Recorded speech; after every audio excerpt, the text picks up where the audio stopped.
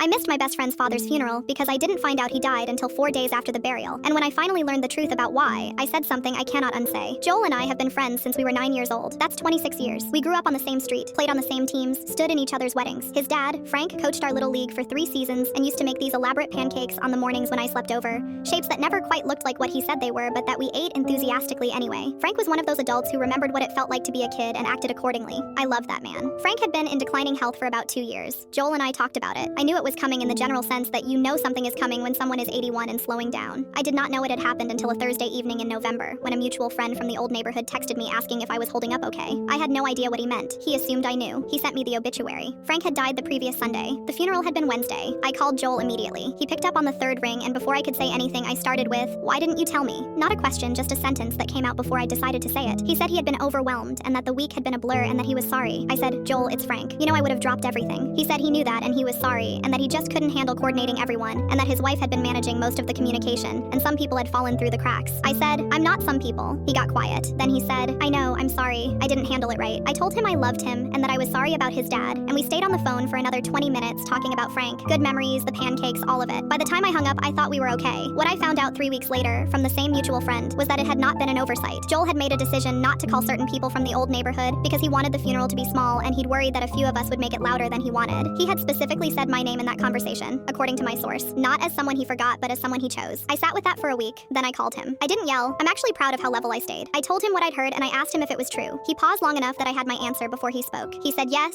he had wanted it to be close family and a few people, and he had made some calls he wasn't sure about, and he was sorry. I said, "I've known you for 26 years. I knew your dad for 26 years. You made a list, and I didn't make the cut." He said it wasn't about the cut, it was about capacity, about how much he could handle that week. I said, "Then you could have called me the week after, or the week after that. You let me find out from a group text." He didn't have a clean answer. He said grief made him do things he wouldn't normally do, and that he hoped I could understand that. And here's the part I'm not sure about. I told him that I understood grief did strange things to people, but that what he'd done told me something about where I actually stood with him, and that I needed some time to figure out what our friendship looked like after this. He said that felt like a punishment. I said I wasn't punishing him, I was being honest. We haven't spoken since. That was 6 weeks ago. 26 years and we've never gone 6 weeks. My wife thinks I'm being too hard on him, and that grief is genuinely disorienting, and that I should call him. My brother thinks Joel owes me more than a phone apology, and that my instinct to pull back is legitimate. I've thought about Frank, about what he would say. Knowing Frank, he would probably tell me to go make pancakes with his son and stop being an idiot. But Frank would also have shown up for my family without a second thought, and I think he raised his son to know what that meant. I keep picking up my phone, I keep putting it down. Am I the asshole?